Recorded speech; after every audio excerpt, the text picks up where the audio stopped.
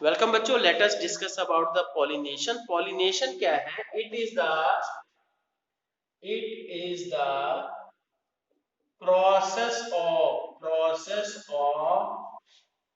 Transfer of किसका transfer? Process of transfer of pollen grains pollen grains transfer of pollen grains from it is the process of transfer of pollen grains from ये क्या है, कहां पे होते हैं? Anther पे होते हैं, है ना। From anther to stigma.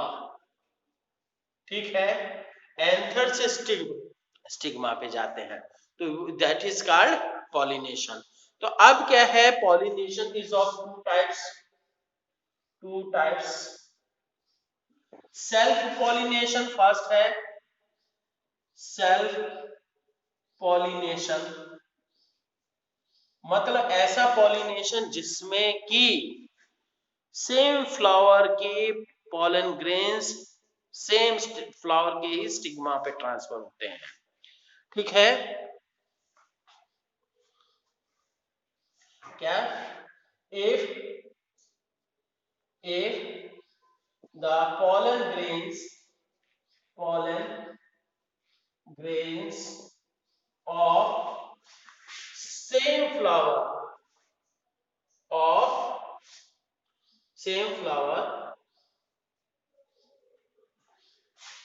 same flower lands on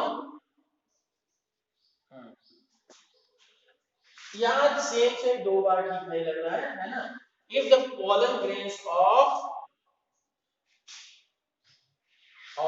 anther lands on ये स्टिग्मा और सेम फ्लावर के ही स्टिग्मा पे अगर पॉलन ग्रेन्स लैंड करते हैं तो that is called self pollination. और अगर क्या है, डिफरेंट पे होता है, हाँ सेल्फ सॉरी क्या है, cross pollination, that is called cross pollination. Cross pollination क्या है जी? इफ द pollen grains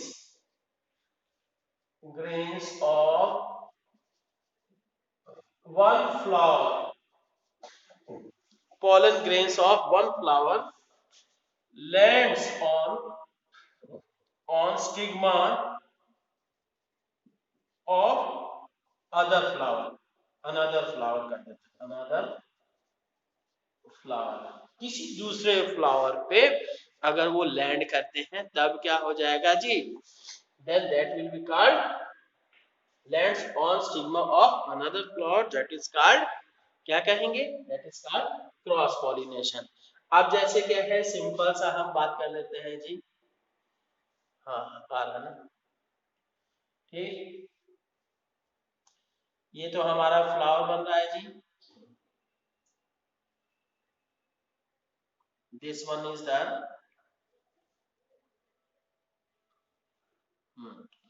ये हो गया, हाँ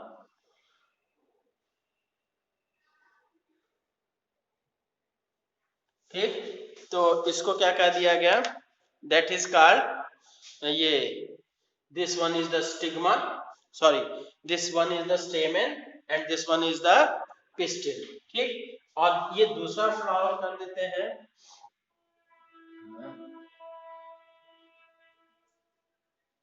ये दूसरा फ्लावर कर दिया गया जी।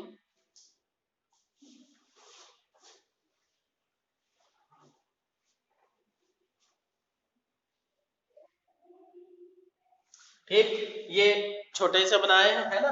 तो अब क्या है, अगर इसका एंथर इसी यहाँ एंथर से क्या है, पोलन ग्रेन यहाँ इसके स्टिग्मा में जा रहे हैं, this one is called this process is called ये self pollination. Is that clear? और अगर इसका एंथर इसके स्टिग्मा पे जा रहा है, ये फ्लावर वन हो गया, ये फ्लावर दूसरा फ्लावर हो गया, अगर इसका कैसे जा सकता है, इंसेक्ट से, विंड से, वाटर से, या आप भी टच कर सकते हो, है ना? तो इसलिए दिस इज कॉल्ड ये दिस प्रोसेस इज कॉल्ड ये cross pollination. Is that clear? This is called, ये दिखाई दे रहा है? तो हाँ, this is called cross pollination. ठीक, तो नोट कर लीजिए बच्चों, है ना? अब बच्चों देखते हैं कि फर्टिलाइजेशन क्या चीज है। It is the process of it is the process of fusion of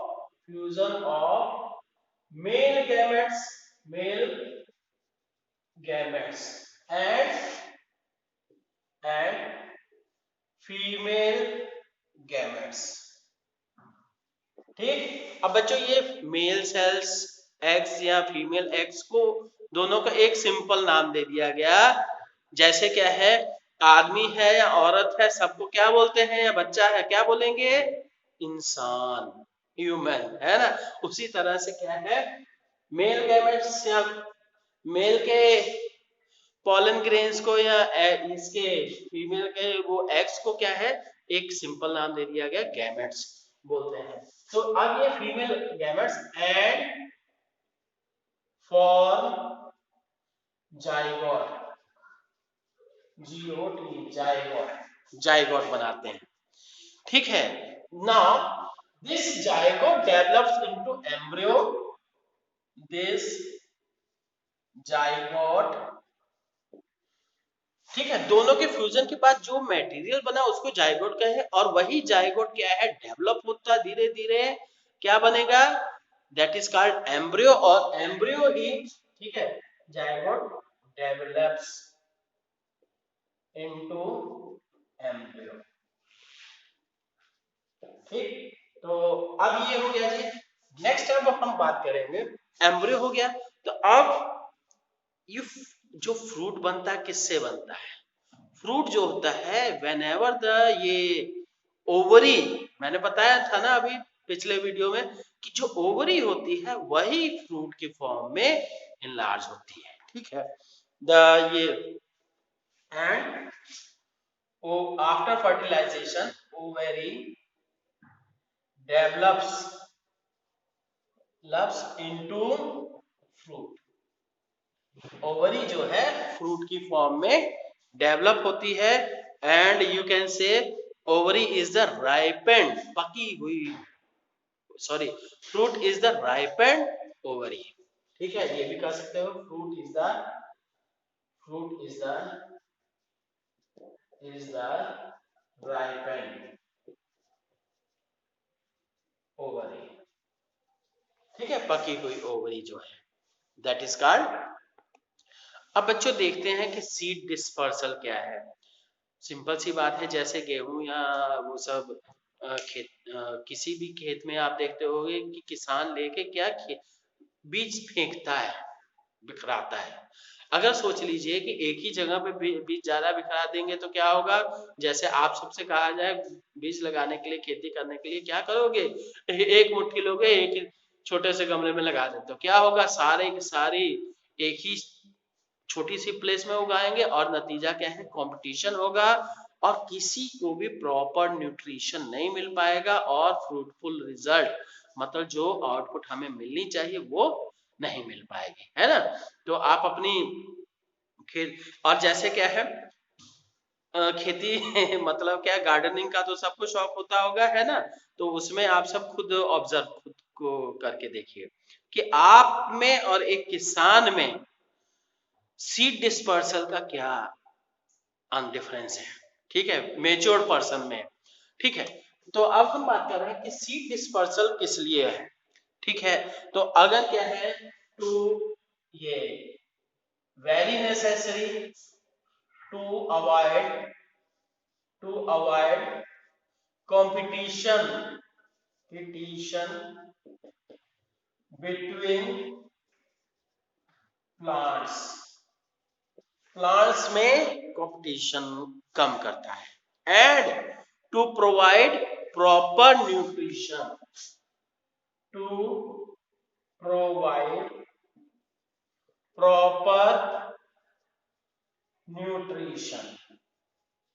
अब जैसे सिंपल सी हम बात है कि अगर आपके घर में क्या है 4 लोग हैं, सबको खाना पानी सही से मिलेगा। अगर वही 4 की बजाय 10 लोग हो गए तो हो सकता है खाने की भी समस्या है, रहने की भी समस्या है ना। तो आपके घर में ही तो इसी तरह से क्या है का एक प्रॉपर गैपिंग रखना जरूरी है। ठीक, तो ये हो गया जी टू प्रोवाइड प्रॉपर न्यूट्रिशन। और फिर नेक्स्ट है तो ये to enable to invade new habitats, enable to invade new habitats।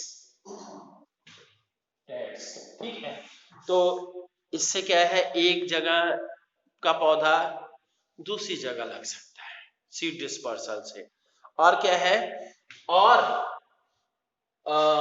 To क्या है टू गेट प्रॉपर ये output, to get proper output अगर क्या है सीड डिस्पर्सल सही से नहीं होगा तो आउटपुट आपको सही से नहीं मिलेगा। मान लीजिए सिंपल सी बात है, गेहूं का खेत की बात करें, किसी जगह आपने बहुत ज्यादा छीट दिया और किसी जगह बिल्कुल कम हो गया, तो क्या होगा जहां ज्यादा होगा वहां का तो कंपटीशन के कारण से ग्रो नहीं हो पाएगा सही से, और जहां कम है तो ऐसा नहीं होगा कि बहुत ज्यादा ग्रो कर जाएगा अकेले ही, वो अपनी लिमिट तक ही ग्रो करेगा। पर गैपिंग बहुत ज्यादा हो जाने से क्या है आपकी स्पेस बेकार हुई। ठीक है, क्योंकि सिंचाई और खाद वगैरह तो पूरी मिट्टी में जाएगी, है ना। तो ये बात है। तो अब देखते हैं जी मेथड्स या कहिए एजेंट्स ऑफ सीड डिस्पर्सल के क्या क्या एजेंट्स हैं। जैसे हम कहें पहली चीज फर्स्ट विंड हो गया, सेकंड क्या है जी विंड है, और फिर वाटर, इंसेक्ट्स 4 नंबर क्या है बर्ड्स, और 5वां क्या है मैनुअल हम खुद ही करते हैं। ठीक है, हमें क्या है हमारे कैंपस में विद्यालय के कैंपस में पेड़ आम का पेड़ लगाना है तो क्या करेंगे, कोई पक्षी उठा के ले आएगा आम लगा देगा नहीं, हमें उसका आम का बीज ला के लगाना पड़ेगा या आम का पौधा ला के लगाना पड़ेगा। ठीक है, और क्या है हवा से भी जैसे देखिएगा आप कितनी भी बढ़िया से मिट्टी साफ करके लगा दीजिए छीट दीजिए, मतलब रखे हैं खेत क्यारी बना के रखे हैं पर उसमें अपने आप घास उग ही जाता है, क्योंकि घास के जो पोलन ग्रेन्स होते हैं बहुत ही हल्के होते हैं हवा में भी। ठीक है, और दूसरा क्या है मैटर कि वाटर से भी इधर उधर चले जाते हैं। तीसरा इंसेक्ट्स, क्या एक इंसेक्ट क्या है यहाँ से पोलन ग्रेन लेके गया दूसरी जगह छोड़ दिया। यहाँ बर्ड्स में अक्सर आप देखते होंगे बर्ड्स क्या है कुछ फ्रूट्स वगैरह खाते हैं, उनकी बीट जो होती है जो एक्सक्रीटा होता है तो उससे उसमें खड़े खड़े बीज रहते हैं और उसके कारण से भी कई जगह पे उगाते हैं। और फिर क्या है मैनुअली मतलब हम खुद भी अपने आप ही वॉलेंट्री जहां हमें जरूरत है वहां लगाते हैं। ठीक है, तो बच्चों ठीक है तो नोट कर लीजिए, है ना, बढ़िया से पढ़िए। Thank you.